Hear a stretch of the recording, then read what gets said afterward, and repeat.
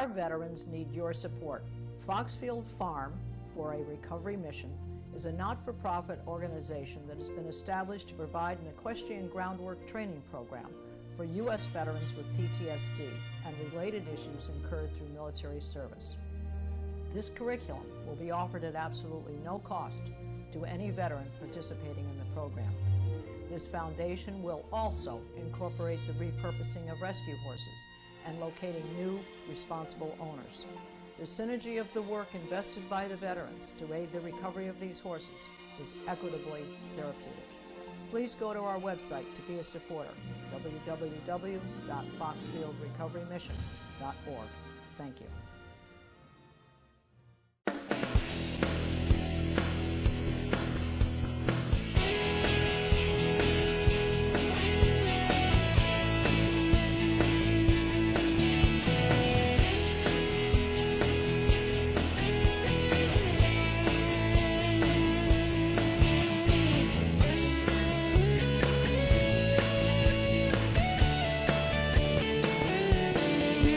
Your host, Hello, and thank you for joining me today. We are in Hartford, and my guest is the esteemed Congressman John Larson, representing the 1st District of Connecticut. What a pleasure to be here with you, great John. to be with you, Susan. Let's talk about the elephant in the room, Sure. healthcare. Connecticut and nationally, where do we start, or where is it going to end, or how do you Well, let's see hope that we start where we should have begun by fixing the Affordable Care Act. I think everybody recognizes that as many of the virtues that came with it, including pre-existing conditions, lifetime caps, children being able to stay on your policy till age 26, and free screening for the elderly, the older you get, for physicals, etc., all preventative, all make sense. But there were several flaws in the bill that needed to be corrected. Unfortunately, over the last 7 years, all we've heard is repeal and replace. Yes. And then when it came down to repealing and replacing, that would throw 22 million people off of health care. So that's not a solution. Yes. So I don't think you can be content either, while the Republicans control both houses, Yes. to say, okay, we're opposed to what they're doing.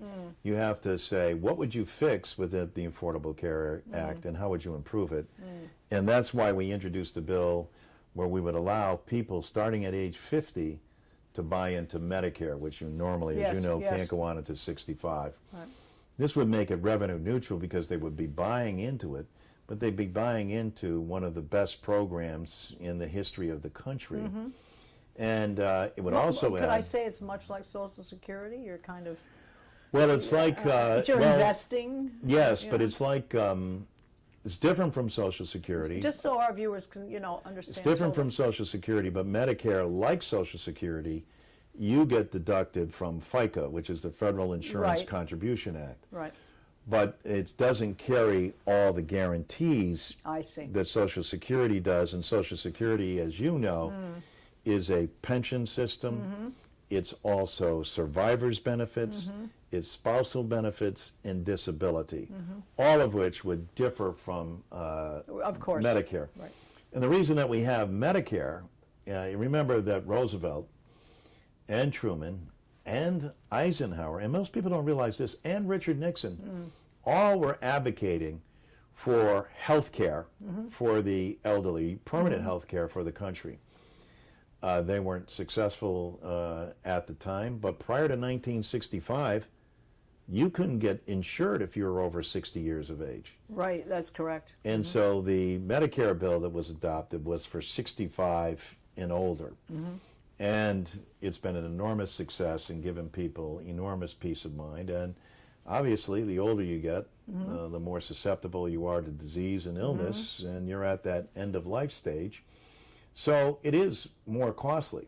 So we're thinking that if we can make that group younger, and if they're paying into it, and if what they're paying is less than it would cost them on an open market, Yes. why? Because they'd have a group of millions of people. So insurance, And as the you larger know, the pool. right. It's all about large numbers, and so this would give them a vast pool. And if we could also then have Medicare negotiate directly for prescription drugs, that lowers the cost of health care and lowers the cost of prescription drugs.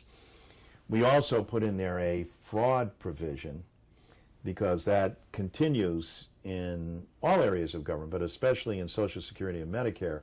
We want to make sure that anyone that tries to violate with that system receives the maximum penalty, but also that... And what would be imposed? What would occur? Well, under the Affordable Care Act, we put in statutes where we stiffen the penalties in actual prison time that people would...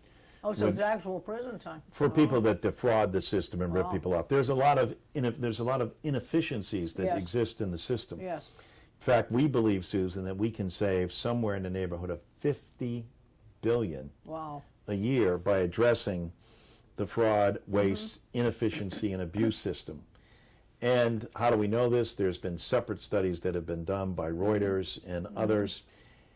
And currently, the conservative estimate that it would be about $50 billion in savings that you could achieve, we would put that all back into the Medicare fund, which would lower the cost in the future, because our largest generation of baby boomers is currently going through both will become more eligible for both Medicare and Social Security. Are your colleagues across the aisle? Do you think that you can convince Well, I think them of since this? I mean, what seems to be the biggest failure of the roadblock? program, meaning that since they have not been able to both repeal and replace this, they now have come to the realization that they have to start over again. And so they've both, in the House and Senate, they've called upon groups to come together bipartisanly. We think this is a common sense proposal. It won't cost the taxpayers anything, but it'll be a great companion to existing Obamacare, or the Affordable Care Act, as it should more appropriately be called. And it will provide an opportunity for small employers and for individuals. The biggest concern, we were out in New Hartford. We're also up in East Granby, too, and talking about health care and Social Security. And the heads all nodded in the room when you say, when you get over 50 years of age, your employer starts to look at you differently. This is true.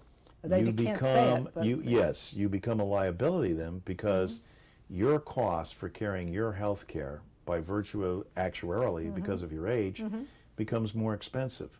Well, what if both the employer and you had the opportunity to get quality health care at a lower cost? You would be eligible for the same benefits that you have under the existing Affordable Care Act, and if your employer, which would be more beneficial to them, wanted to continue to help you, they can. So think of it this way. You would be incentivized, if you're an employer, to have a far younger group of employees for health insurance reasons, your cost being lower, still maintain the experience of an older employee, but take them off your health care rolls by allowing them to sign up for the Medicare program. So when we explain this to businesses and other people, they say, that's a fabulous idea that will save us an enormous amount of money.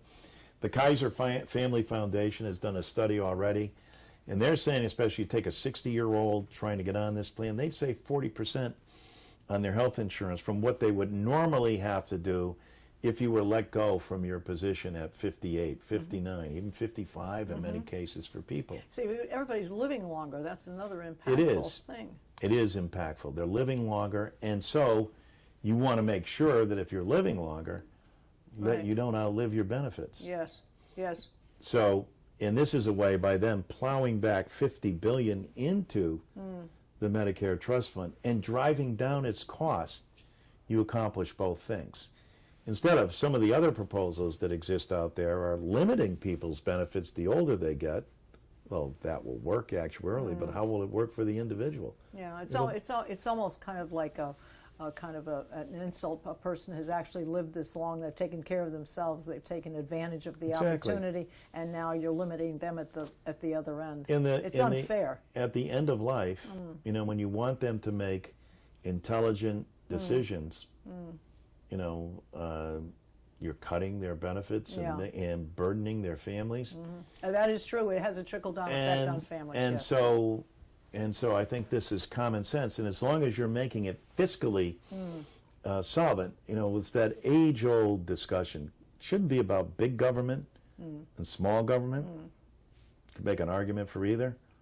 But it should be about efficient government and giving a quality of life and options to people as they need them in their lives. And so we think that this is a great step. Now, we have a lot of interest on the part of Republicans, but no one who's signed on. And the more people we talk about this... Is this because previously they've said... Well, they've been dug in. To be honest, I think Pat Toomey, the senator from Pennsylvania, said it best. Look, we came to power opposed to the Affordable Care Act. We never put any serious proposal out there to replace it. And frankly, we didn't think that Trump was going to be the president and that we'd actually have to adhere to our commitment. Oh my, that's quite an admission. It is. And but extraordinarily truthful, he's gotten a lot of credit for that because that is exactly what happened. However, that being said, well, now it's incumbent on both sides, and I mean this for Democrats as well. Look at the 22 to 24 million people who are going to lose their insurance.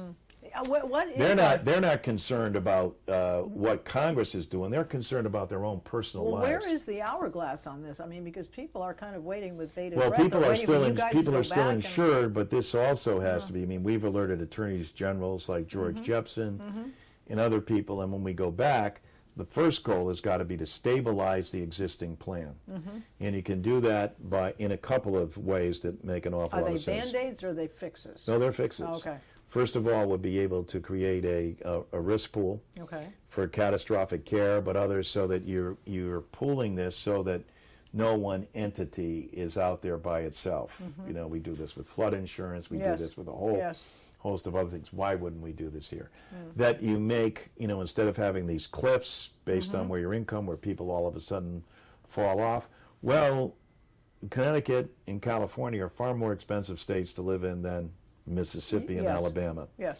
So make the cliffs according or the benchmarks more generous so that people are able to afford the insurance and more accessible to the doctors so that they'll say, okay, we're going to pay for that.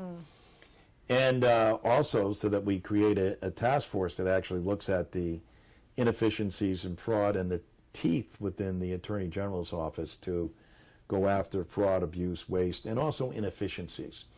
There's probably as much an inefficiency as there is in fraud. I would agree with you on that. All right, so let's just say we are where we are. You're going to go back and you're going to do you think, what is your personal opinion? Do you think it's going to be repeal and replace somehow or other if the Republicans manage to get their act together? Or do you think it will be keeping some things like children up to age 26 on their parents' insurance policies and pre-existing conditions, and then you're going to kind of fix it otherwise and put it together? Yes, which way do you think it will go? I think it's going to go towards the fix because they recognized, they heard the feedback. A lot of people will say it's, and I think it's largely because Americans spoke out. People didn't realize how much they liked, because it was derisively called Obamacare. People in Kentucky, when they lost their insurance, said, hey, we don't have Obamacare, we have Kentucky Care. Yeah, right. Well, that's what it was called, but it's the Affordable Care Act, derisively called by some Obamacare. But Obama used to say, well, it's true. I do care, and I do care about the 24 million people that would otherwise lose their insurance. Yes. So I think that overarching factor, I think that point has been driven home. And I think they're going to keep on talking about how they got to replace and repeal. And whatever they come up with, they're going to try to take credit for. But I do think both in the Senate and in the House, and you saw people like Susan Collins, John McCain, Lisa Murkowski, they're very hard, and others all standing up and saying, look, we've seen this population, governors especially like Kasich and others, and I'm talking about all the Republicans, that recognize that we need to fix this and work together. Yes, there were problems with the Affordable Care Act. So well, at least the admission is there, and you have to on both sides. You have to address that. And here I think, Susan, is where the fault lies on both sides. The American people want to see solutions. Yes, they do. They don't want to hear the yak, yak, yak, yak, and nothing gets done. Everybody go into their side of the room and saying we can't work together. No. How about working together for the American people? And in I healthcare, think that's what needs to be fixed. Exactly. That's what, Since when is healthcare Democrat or Republican? It's a person's personal life, and that's who we're sworn to serve. That's who we take an oath to the Constitution for. Yes. All right. Well, John, there are a lot of things I know that you've initiated, and since you are the ranking member of the Ways and Means Committee, you've introduced a Social Security proposal. So this is another thing that comes in to benefit people, especially as you get older, for seniors, increase benefits and strengthen the program. And it is called the Social Security Act 2100. Give us a little overview. Well, it's called 2100 because we make Social Security solvent into the next century and beyond. So beyond the 75 years that is required, no other program is required actuarially to be solvent beyond 75 years. But with good reason, the Social Security advocates have come out, and the Social Security actuaries, so the Committee that Preserves Social Security and Medicare, Social Security Works, and most importantly, the Social Security actuary said this program will not only save Social Security that we're initiating, it will also expand benefits. Why is that needed, and why do we need it now? Is that Social Security really in a lockbox? Yes, but to call it a lockbox is is a term of art. The bonds are actually kept in a place in West Virginia. And, that's an interesting. And I'm hoping to go out there just so I can take pictures. Yeah, Because this is one of those myths that rises up that everybody says, well, it'll never be there for me. I said, if it won't, I said, has Social Security ever missed a payment? Yeah. And then people go, true. No, it hasn't. I said, and it's you know even paid to people who are not here any longer, too. Do you know what Social Security is? They said, well, yeah, it's an entitlement. I said, no. No. It's the insurance you paid for. That's right. This has been a difficult thing for us to get across to people because the other side, not all Republicans. Why is that so hard to get across when you look at your... Because they call it an entitlement program, and they confuse it sometimes with SSI, which is also administered by the Social Security Administration, but different. But anyone who looks at their pay stub knows, hey, wait a minute. Yeah, it's right there. I paid for this. Right. Don't tell me this is an entitlement. Yeah, I'm entitled to it because I paid for it. Right. It's an insurance program. Yeah. So this is how I talk about it in terms of an insurance program and not an entitlement. And then say, here's the other question. Yes. Have any of your insurance premiums gone up since 1983? Sure. Everyone's has, of course. right? Of course. Has Social Security? No. So Social Security hasn't kept pace since 1983 with all the changes that have happened in our society. You could recount prose and verse everything that's gone on since then. So what I'm saying is this. So if we increase the contribution that everybody makes to Social Security by just 1%, we can fix the whole problem, enhance Social Security, its payments, and make it solvent for the next 75 years. Okay? But even at 1%, that's a lot of money if you're an employer and you're paying half of it, right? Now the employer gets a tax deduction, but the individual doesn't. So we said, how about we phase that in over 25 years? So the actual increase would be 0.05% per year till you get to 1%. So you phase that in, and here's what you would pay extra. If you're making $50,000 a year, it would cost you 50 cents a week so that your Social Security benefits would be secure for the next 75 years. And that includes your pension benefits, spousal survivor, children's benefits, so all those things remain. And disability. All the same things. All the same thing, except we now expand it so that there will be an automatic increase of 2% across the board in Social Security. Not a lot, but enough to help many people out, especially those who have Cost been of before the living, poverty line. At least chip away at it. Well, no, we addressed both of those. Okay. So the second thing we do is also say, and you know this better than most, for so many women in society, because they keep generation after generation going, because they give birth and they Yes. stay home and raise children, Yes. they obviously have less quarters paid in to Social Security.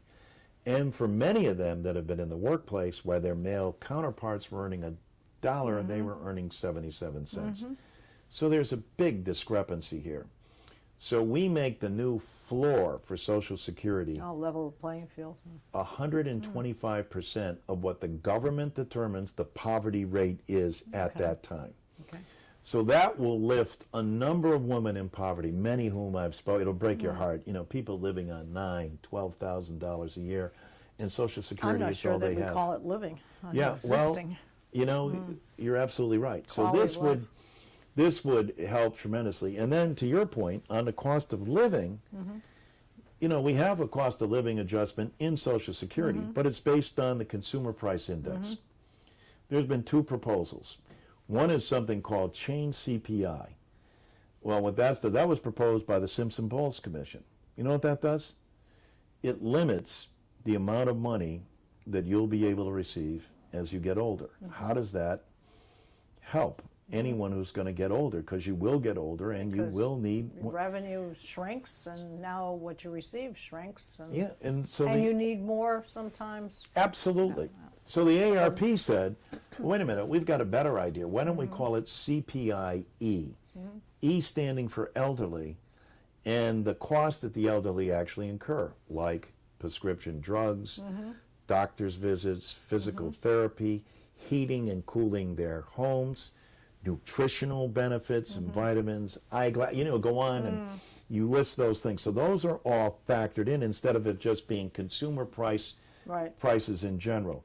That, therefore, because of the impact on your life, will allow for cost of living to take place.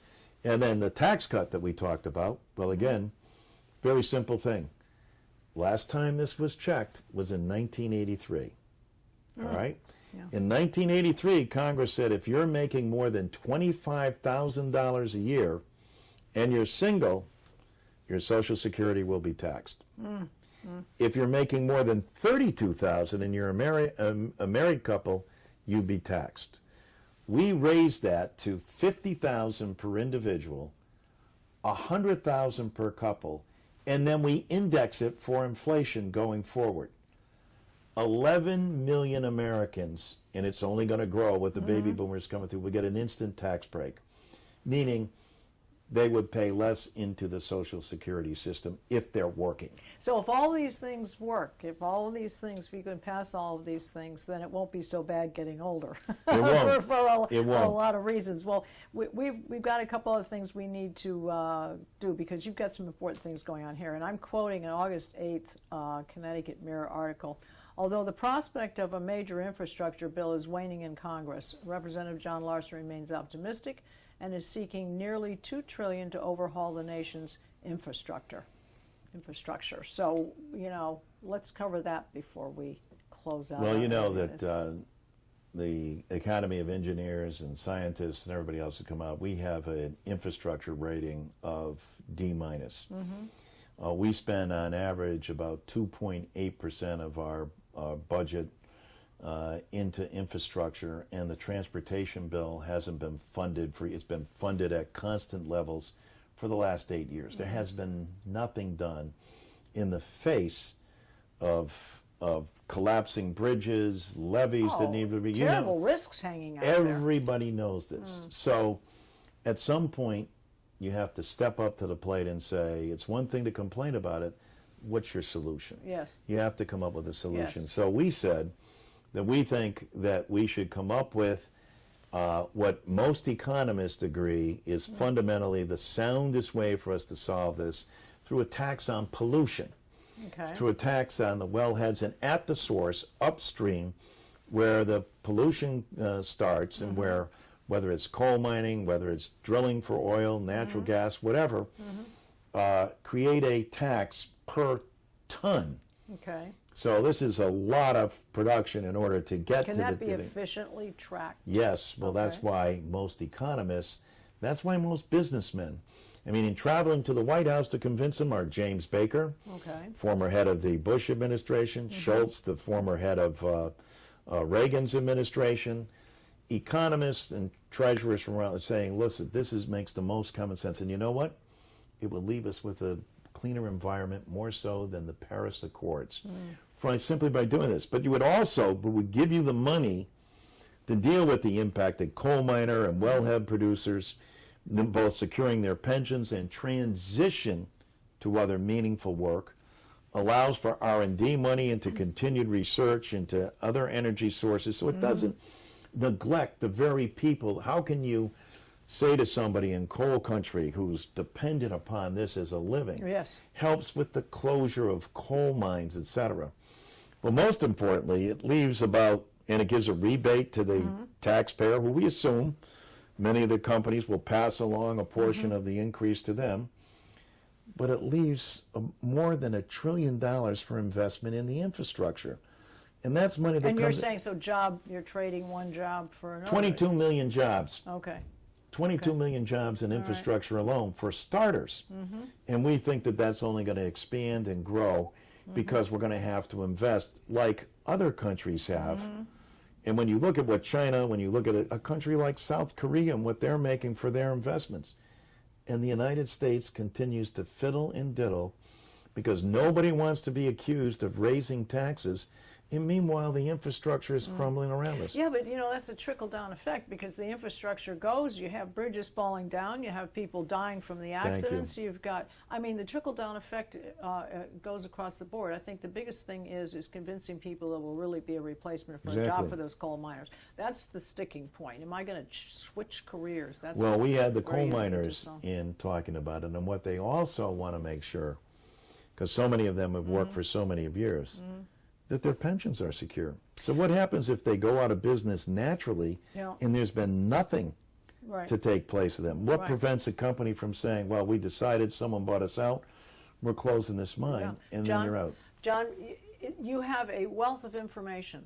I would forward like to to do a coming back. second half. I'm coming back. I'm definitely coming back. But I do want to give your website so that you can follow Congressman Larson, and that is larson.house.gov. And I appreciate your time. We certainly thank you for all the years that you have benefited Connecticut, and we appreciate your time today. Always look forward to being on the program. Oh, excellent. Thank you, John. Thanks, Susan. And please see all of our programs on our website at www.ctvalleyviews.com. This is Susan Regan. Thank you for joining me and bringing proof to the people.